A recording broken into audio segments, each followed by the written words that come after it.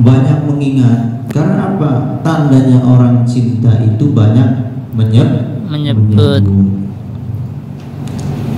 Alamatu hubbillah bi dzikrillah. Alamatnya orang itu cinta Allah, dia cinta zikir, cinta menyebut nama Allah, cinta mengingat nama Allah dalam lisannya maupun dalam qalbunya. Itulah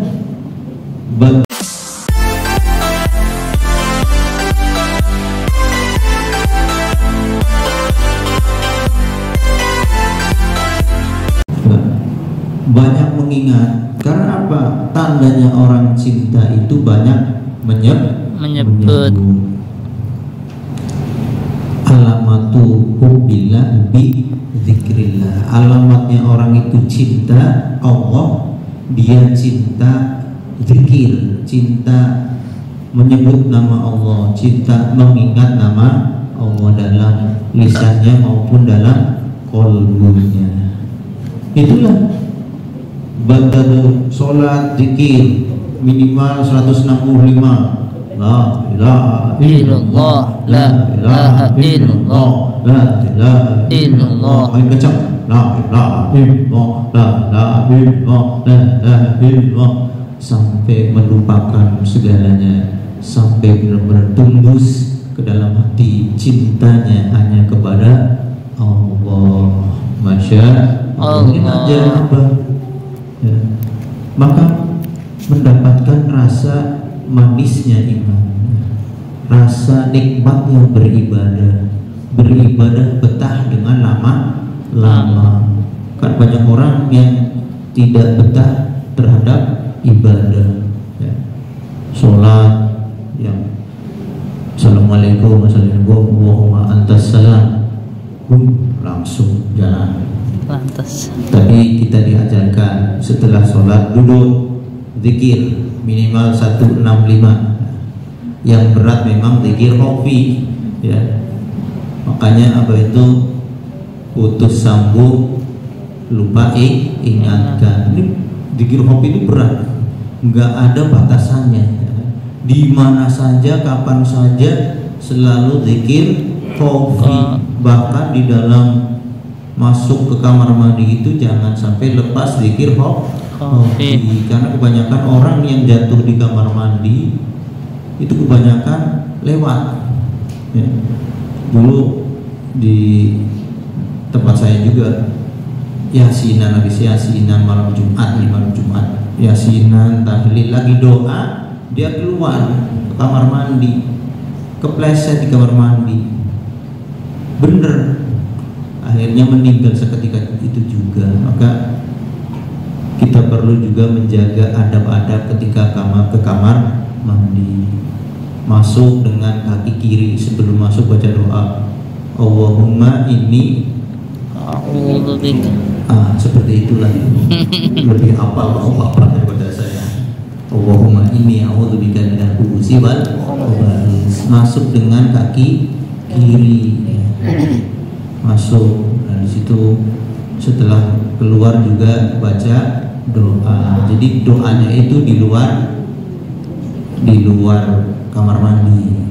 Tapi di dalam kamar mandi sendiri tetap ingat kepada Allah. Bahkan kalau kita zikir hofi itu yang tidak kita sadari, tidak kita sengaja, itu manakala sedang di kamar kecil, kamar besar, kamar kecil atau kamar besar tuh namanya. Di kamar kecil buang air besar. Ya, kamarnya kecil tapi buang airnya besar. Habisin air. Aneh kan? Aneh tapi ya begitulah. Ketika kita sudah karena diem, tahu-tahu ini detak jantung itu dek dikir sendiri, ya. Itulah bibit-bibit yang ditanamkan oleh guru kita Abah Hanom melalui Bakil Talqin. Itu tanpa terasa. Coba ketika kita diam, tidak usah sengaja atau bagaimana, ya. Tahu-tahu itu memang itulah yang ditanamkan oleh guru mursyid, selalu tak. Bahkan tidak sengaja, tidak disengaja, tidak tahu lupa, tahu-tahu gitu. Ya. Manakala kita diam, tidak ada suara, tidak apa-apa, itu nanti di dalam kolbun itu bisa berdetak sendiri. Nah, itulah ajaran Abah. Maka inilah tentang hadis bagaimana seorang itu akan mendapatkan manisnya iman. Yang pertama adalah ayakuna wa rasuluh uhibba ilaihi mimma siwahuma. Dia mencintai Allah dan Rasulnya daripada mencintai selain keduanya. Jadi Allah dan Rasulnya pun kita dibimbing untuk mencintai Rasul dengan banyak sholawat.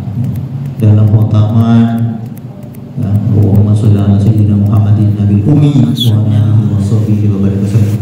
Allahumma sholli ala sayyidina Muhammadin nabil ummi wa ala alihi wa sahbihi wasallam. Itu kalau ditamnya kan 100 kali 12 tempat ya. Berarti berapa tuh? 1200. Itu ada dituntut untuk kita cinta kepada Rasulullah. Jadilah ajaran Abah ini sudah, kalau sudah tam istilahnya, sudah mencukupi ya. Manakala kita mendengarkan hadis Al-Quran, itu kalau kita zikir hofi itu nyambung semua Pak, betul enggak? Baca ayat apa, kalau kita zikir hofi itu nyambung semua ilmu. Dulu saya pernah beberapa tahun tidak bertemu dengan ikhwan, tidak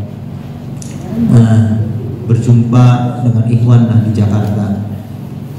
Ada teman mengajak ke Kuitang. Sampai di Kuitang, di pengajian bukannya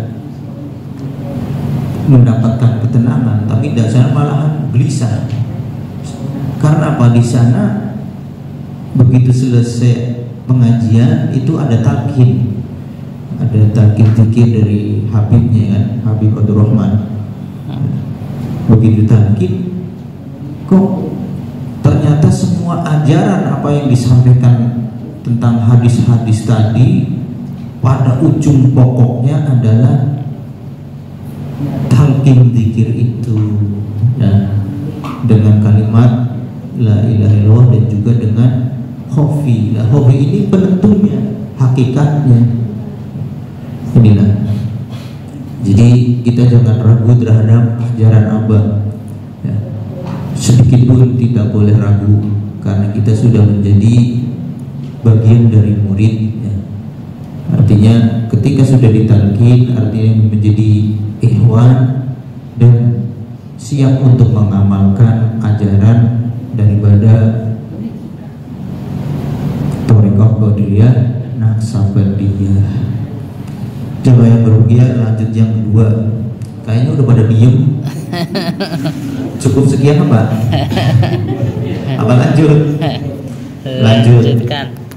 Jadi yang pertama adalah seseorang bisa mendapatkan nikmatnya iman, manisnya iman adalah mencintai Allah dan Rasulnya. Yang kedua adalah wa ayyuhibbal mar'a la yuhibbu illallah.